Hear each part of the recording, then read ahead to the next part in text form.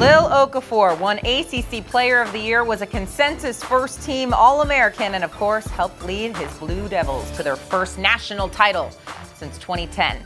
But before all of that, he was playing for the man to my right. That would be Coach Tyrone Slaughter at Whitney Young. Hey everyone, welcome to our Campus Insider studios. I am Shae Peppler, and Coach, really quick, let's just talk a little bit about Jahlil Okafor here. He had many accolades while he was on your squad at Whitney Young, but when did you know that he could become something special? You know, I think that's really a common question that's asked of me when people talk about Jahlil. I think, you know, Jahlil, like so many great players, you kind of know it immediately. You know, there's something about them, the way they handle themselves, not just from a basketball perspective, but from the way he handled himself around other people and in actual games themselves. I think when we first saw him play in 8th grade and we saw how dominant he was in 8th grade, and you kind of extrapolate that out of the people that he plays, and you say, if he's doing that against these people at this age right now, and once he learns and gets stronger and all the other kinds of things that go along with being a basketball player, you kind of can get a glimpse into what the future would hold, and it pretty much bore out. How did you see his game translate from high school to college, and where do you think he still needs to develop as he heads to the NBA? I think when you ask what can he do better, I think we've all seen this year free throw shooting is something that he's going to have to really dial in and focus on. He did a better job of that in high school. I think from a college perspective, I think a large part of that had to do with maybe a little bit of fatigue. Playing some long stretches against some very, very big, very, very physical people takes a toll on you, and I think that's one of the areas.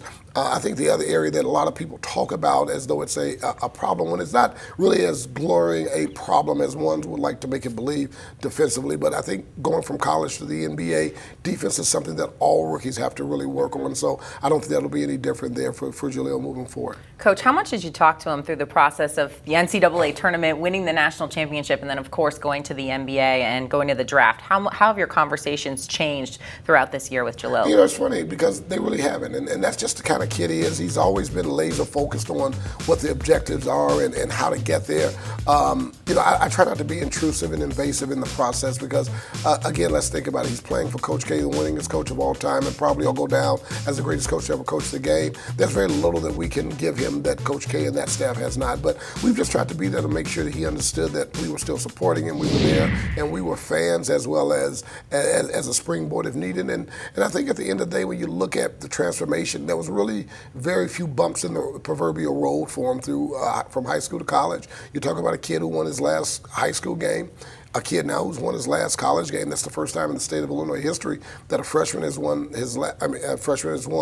a college national championship and ended with a state championship. So, but we talk, and it's more congenial, and it's more just to continue to inspire him and to let him know that we're here in support. Well, Coach, we appreciate you talking with us here today. Thanks so much for the time. Tyrone Slaughter of Whitney Young, thanks so much for stopping in the studio, and stay with us here on Campus Insiders. We've got all your NBA draft coverage right here, CampusInsiders.com.